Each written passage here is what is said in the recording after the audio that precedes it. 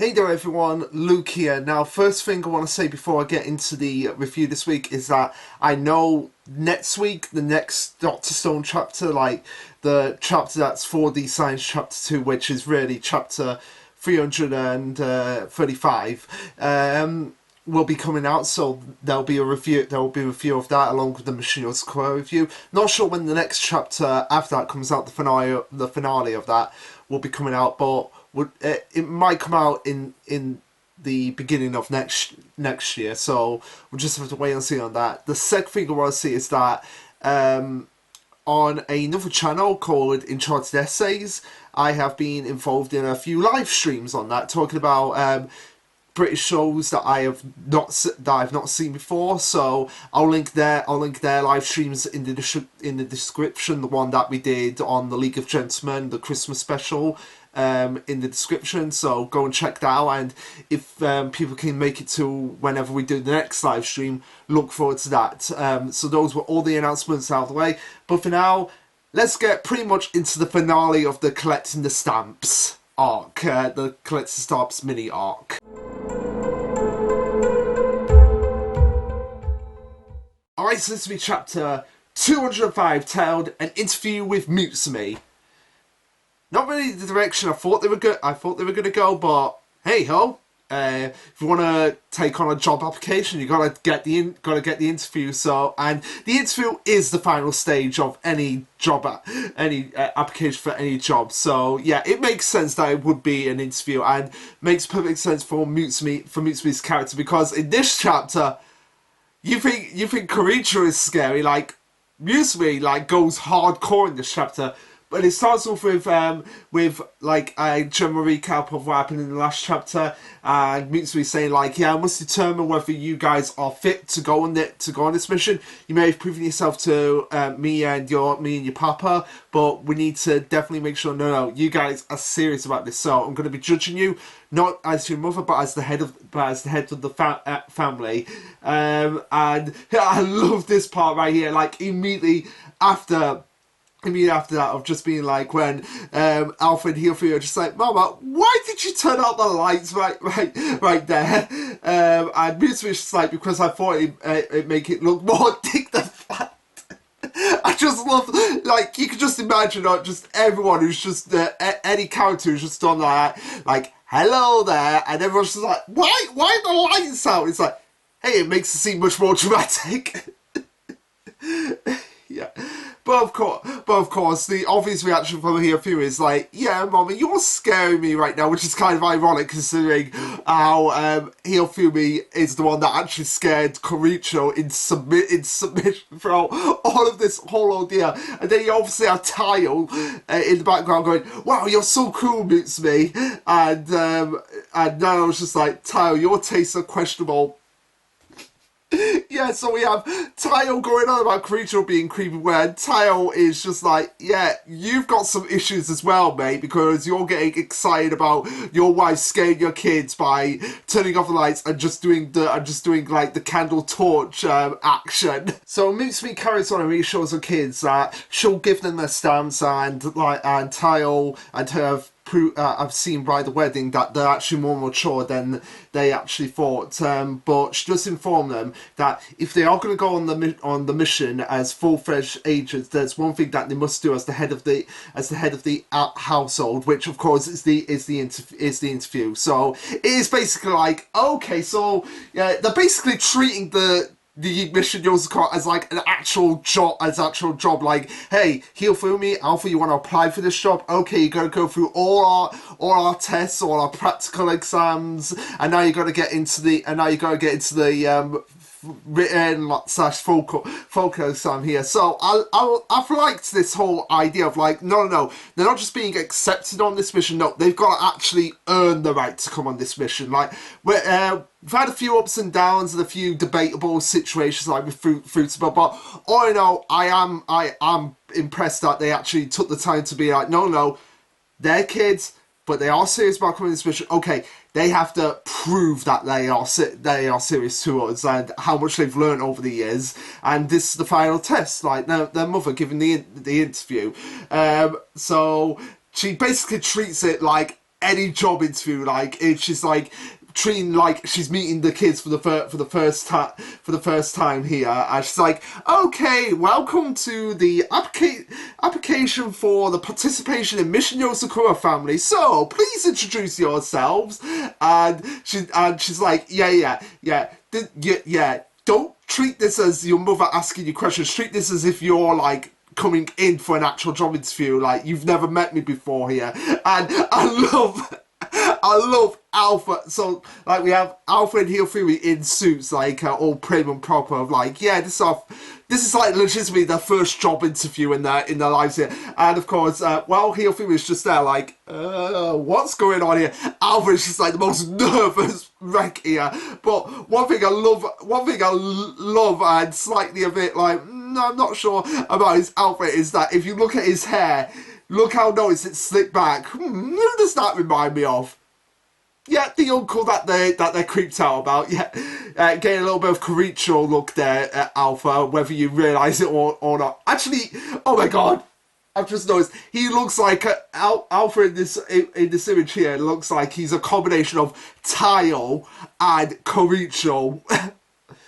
Now that's a scary thought, even if I saw one. But he goes on. It's like, yeah. I'm honored to be here, man. And Hilfi was just like, what the heck is this? And Musu carries on. It's like, oh, please show me your strengths and weaknesses. And again, Alpha is just like, yeah. I've got all the papers here. My strengths are breathed of knowledge and wide variety of techniques. I brought a list of the various licenses and qualifications I acquired. Please refer to like, he's speaking in just such a formal manner here, but he acknowledges that his main weakness is his lack of independence, which is true. Like at this moment in time, even though he's quite capable of going toe to toe with some villains, like he still relies on his family, because he still acknowledges like, hey, I'm a kid and I still need my family. And of course, Alpha is just looking over at his sister and realizes, wait, she's not actually doing anything here. So he's like, hey, Hifumi, you got to give your answer. You got to give your answer as well. You're part of this. And Hifumi is just like, I don't get what's going on here at all. Like, why are we doing it? Like a job interview? Like, what the hell is that? And Alpha goes on and it's like, no. It's important this, because she's interviewing us to learn what we can do, so she knows what missions are appropriate for us. And of course, Hilfum is just getting constantly distracted by her brother, just like, oh, you're so soft. Oh, your forehead is so shiny and soft. Yeah, you might want to remember who Alpha is actually looking like right now, Hilfumi. But Alpha at this point is just like, look, Hilfumi, this is serious right now. If you don't show that you have the skills and desire here, then she might not let you be part of the mission at all. And this just like sends Hilfumi into hysterics of just being like, oh my god, is that true? Can I actually have it? Will I actually fail the interview? What do I do? She's like a kid who's just like, yeah, I'll get it done. Yeah, I'll get my homework done later. Yeah, I'll get the test done later. And then it comes to like 5 minutes before the test. She's just like, oh, what do I do? I'm not studying fair. Oh my god. I wish I'd never got shot by anything. And then Mutsumi is just like, okay, your turn, miss. But I love that Mutsumi is the one that actually takes center stage here, because Mutsumi isn't actually one of the people who actually, like, she is a main character, but she kind of gets pushed aside most of the time. So to see her take the reins in this chapter and show that, yeah, she can actually hold her own in a chapter, and it's needed at this point because she's technically meant to be the main female of the series, even though some females do take more of the center stage, like Fusuba and Shion at times. So it's nice that we're finally getting to the point like, no, Mutsumi is the main female lead of the series, and this actually proves it. But yeah, Hilfumi is just spelling out, like, just being like, okay, gotta get everything out at once. So I'm Hilfumi Yozakura. I'm as old as Alpha. My my arms are being strong. And I love that Alpha just calls her out, and it's like she's already flying on a wing and a pret. So she's like praying to just BS her way through all of this. But he goes on and says, like, it doesn't matter anyway. Mama's well aware of how Hifumi is. It shouldn't dock points for her. Yeah, No, remember Alpha, she said she's going to judge you not as your mother, but as the head of the Yozakura family, so yeah, might dock points for that. But she goes on, Alpha goes on and says, like, I'm sure Mama has other questions, the real questions are coming up. So yeah, he's well aware of, like, no, this is the warrant for the real questions, and he's coordinated a plan here of being that he's had plenty of experience with interviews in disguise, and in the 10 minutes Mama took the seat up, he was able to dress properly and greet greet the other employees. So so it's like in 10 minutes of Mutsumi getting ready, he was there just being like, okay, I've got to get everything ready. Okay, I've got all the questions, all the employees, and yeah, he just spent he just spent all his time just getting prim and proper, and of course we get the image of just him and Koichi side by side, and Koichi's just there like, it's just because you can tell probably Koichi's just like, yeah, we got the same style hair now, Alpha. But he goes on and says he's going along with, he acknowledges like, yeah, this is not really for me, it's for Hifumi, but his sort of thing is his specialty. Doing it properly, it is a matter of pride, and he's just like, okay, so bring it on, Mama. Make this a pressure cooker interview. If you have, I can handle it with grace. And yeah, and Mutsumi goes on and it's like, okay, alright, let's relax for a moment. Please answer as you feel fit. And Alf gets the idea of just like, oh, I sense a curveball coming here. The question with no right answer. These judges improv ability and show who we are as people. He reckons he'll be fine no matter what the answer is. And this is where Mutsumi. Damn it! Mutsumi brings the hypothetical question of, let's say your mama and your papa were kidnapped. You can only save one of them. Who would you save? And this was something that they did not expect, because they both adore their parents in different ways here. So, yeah, this is a bit cruel for 4-year-olds, Mutsumi, but I guess it's kind of like she knows that there will be situations that this will have to be a tough choice have to be a tough choice to make. So, yeah. Again, not really a right or wrong answer here, because Taiyo and Hifumi both are precious and deserve to both be saved. So yeah, it's kind of difficult, and what they come up with is a bit cliched, but perfect. Given that we know the nature of them both, but yeah, you can just see that just the colour just fading from their eyes of just being like, by the way, Mama, did you actually say what I think you said? And then Mutsumi continues on and says, by the way, whichever one you don't save will of course die. And yeah, the colour at that point just fades completely out of the two of them. Like, you've seen this image before of just like the whited faces and just being like, why has she asked us that? And she continues on and says, I'll accept no question for clarification. You only have two choices, so pick one of them. There are several ways to look at it though. In your case, if you save your father, you can play games and do craft with him. Save your mother, and she'll be there for outdoor hobbies and cooking. And this is where they're just like, our parents are divided by our favourite hobbies. But, and of course, Hifumi can't decide. She starts crying again. It's like, oh my god, are we going to have a repeat of the last chapter? Although this begs the question of, if this made Hifumi cry, is Alpha going to unlock his blooming like it happened with Alpha? No, because that happened in the last chapter. But I digress. He goes on and says, and how is that a surprise? Who could choose? It's a trick. Is this a trick question? Wait, or is this just a trap? It's just a trap. It's the correct answer to not choose anyone. So I like how Alpha's just, even though he thought that he had it all analysed, Mutsumi throws him a curveball. It's just like, okay, I've got to get the thinking brain on the spot here. So it is nice that she's kind of using this as a way to like challenge Alpha, being like, no, I know you can think on the spot and think of all situations, Alpha. So what are you gonna do here? And we have Keigo and Shion basically commenting in the background, and they're saying, look at them, gozening. No idea what that means, but Shion is the one that's like, man, Mutsumi's mean. Like, yeah, I'm not friggin' surprised. She's a member of the Yozakura family, so of course she's gonna have that little bit of dark edge there. But Tao's just like, okay, here's where you two put all your training and everything you know about your family to the test. So do your best here, and yeah. And yeah, of course, once Hiyofumi starts crying, Alpha starts crying because they obviously cannot pick what one or the other here, and they're just like, can't we save both of them? And Musume's just like, nope. If you try to save both of them will die. And Alpha, yeah, like I said, Alpha along with Hiyofumi is just like, I cannot decide, I cannot choose, and now I'm crying, as well. Like, we're gonna need a really big bucket for all these tears. Wait a minute.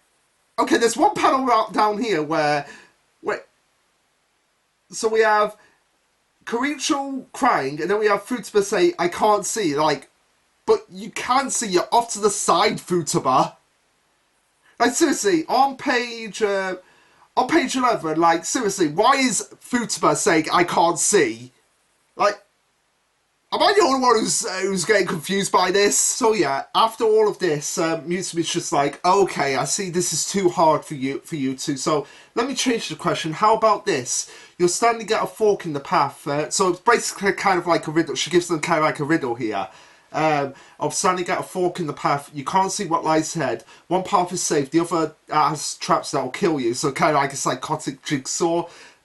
One you choose a path you can't go back. Left or right, which path do you choose? I'll accept no questions. Choose one or the other. And they're just at this point like, is this another cruel question? We don't have a clue to go off on. There's no way we can choose. What the heck is Mama thinking? This isn't a choice. It's just a gamble. And at this point, both of them get the idea of their head. Wait a minute. No. We know the situation, so we know what the answer is going to be. As Alpha picks right and Hiyofumi picks left. So I guess the kind of like saying at this point, like Alpha is saying that, oh, Hiyofumi is my right hand, and Hiyofumi is saying about Alpha being the left hand. So like they complete a complete circuit here of completion because they're both twins. I guess that's kind of the idea that they're going off here. They go, and Mutsumi goes on and says, oh, do you have a reason for it? As they explain that whenever we've had to pick something, I tend to pick the right and I tend to pick the left. So Alpha tends to pick the right, Hiyofumi tends to pick the left. Even for this interview, they arranged it so Alpha would be on the right and Hiyofumi would be on the left. To go left, to go right, like you already said a dozen times, we have to pick one. It didn't need to be the correct answer. We didn't even have to agree. All you wanted was for us to choose. The question didn't have an answer, but you wanted us to find one. The ability to make a choice that there is the most important skill for the head of the Yozakura family. So, pretty good answer from Alpha's part here of just like the ability to make choices that right there on the spot is the most important ability for the Yozakura family, because you're always gonna have to think in those intense situations, just like we've got to think of a plan on the spot. So what do we do in this situation? So I like that answer from Alpha, but there is something coming up in here that gets me very, very interesting, and I already talked about this on Discord with Party Jams, but we'll get into it when we get into that point in the chapter. And it's going to come up right now because Mutsumi says, oh, perfect, you passed. That was the answer I was looking for, essentially. The true duty of the family head is to make choices. So that line right there is just like implying that she's seeing Alpha and Hiyofumi as the next heads of the Yozakura family, but then aren't the Yozakura heads not meant to have bloomings so that they can produce powerful offsprings, unless this is the last generation of the Yozakura family that are actually going to have the blood of Tsubumi in it. I feel like that's where the leading to here, so that any person can be the head of the Yozakura family. Like, it doesn't matter if they have powers or not. So I guess the Yozakuras are going to lose their powers by the end of the series. That'll be an interesting way to end the series. Like, they don't... Like I said, that would be... I've said this before. I've been theorising... I'm pretty sure I've been theorising before that the series might end with the Yozakuras actually losing their powers. I mean, they still have their base abilities, like Karicho will still be able to use Steel Spider and have all his spy skills.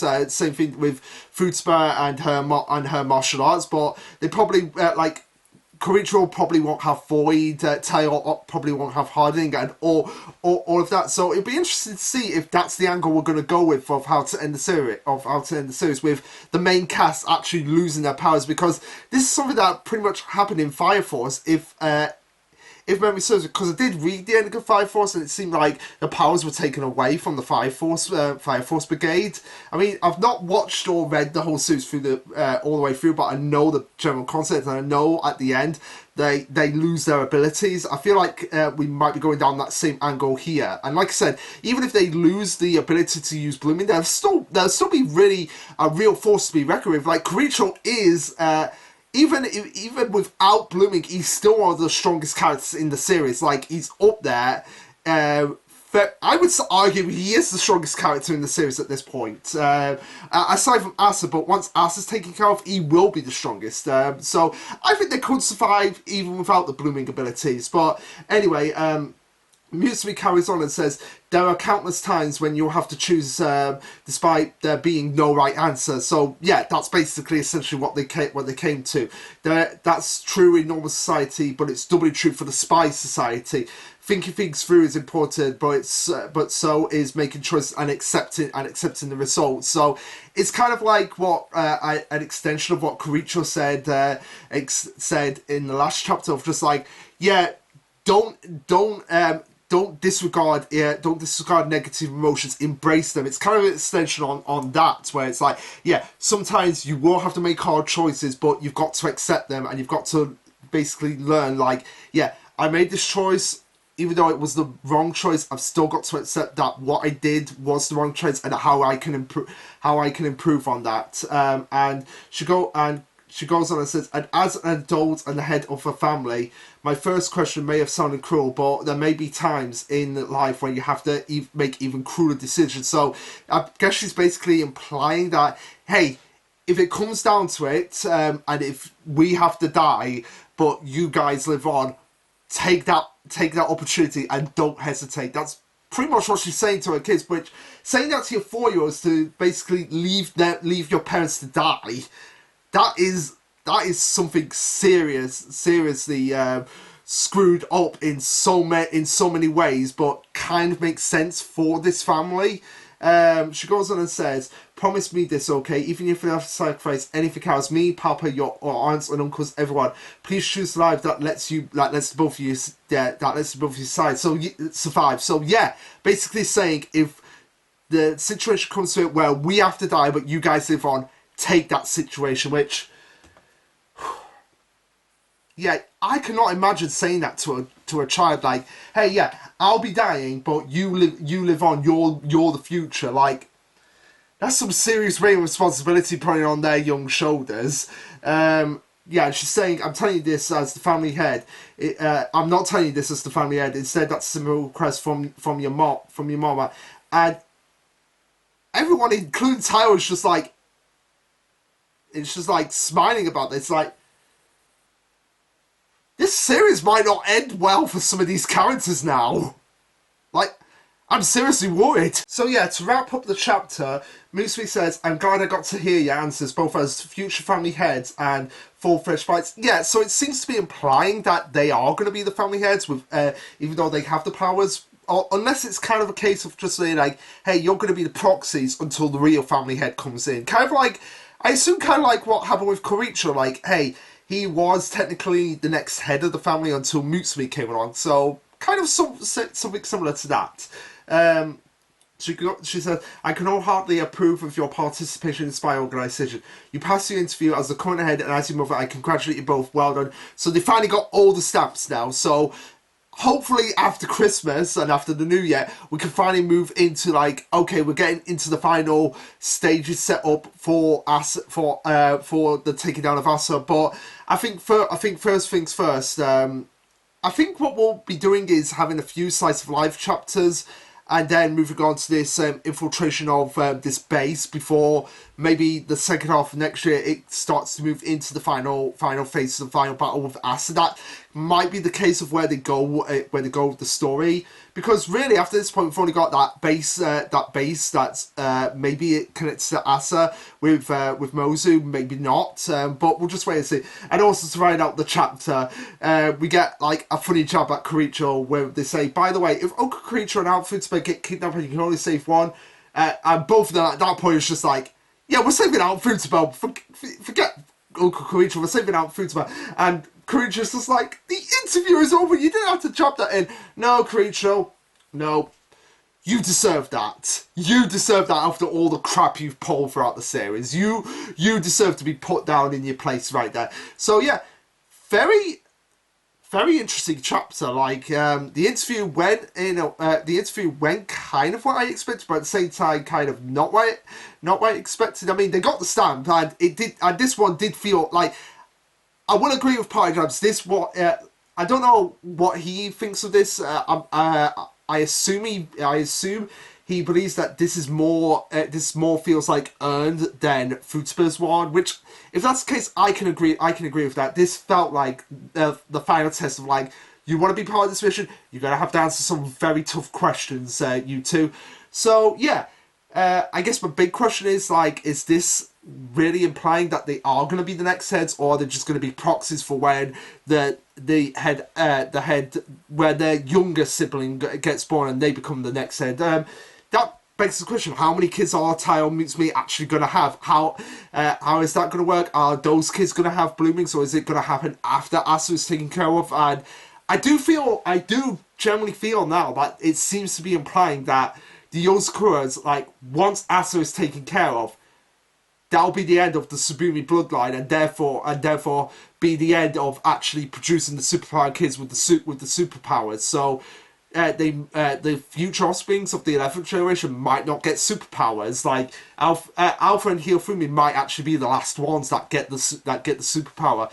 But again, like I said, even without the powers, the Yozakuras can still fight. Like, Shinzo can still fight, Furuta can still fight, Kiricho can still fight, and they're the heavy hitters alongside Taiyo, but Taiyo's the main character. But in terms of just like the original lineup of the Yozakuras, I'd say Kiricho, Furuta, Shinzo, the absolute strongest of the Yozakura families. There's no question about it. It goes in that order. Like, I would say maybe Furuta is physically stronger than Kiricho, but just in terms of variety and versatility, Kiricho outmatches her, and then and obviously because they're all gold spies, so yeah, they are the higher echelon of the Yozakura family. So yeah, that's just my opinion. I feel like the series might end with the Yozakuras actually losing their abilities, but still having the ability to actually try and be effective spies, and maybe we might actually see some deaths here, because that question of just like, if the opportunity comes where you have to save either yourselves or a family member,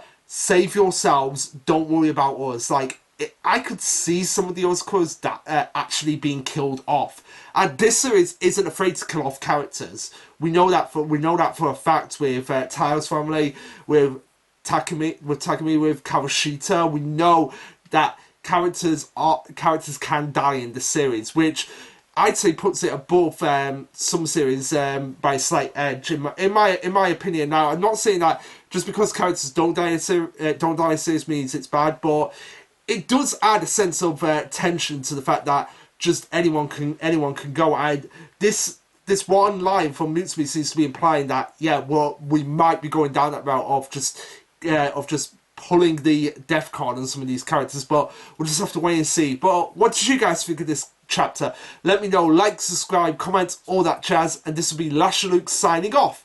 Later, guys.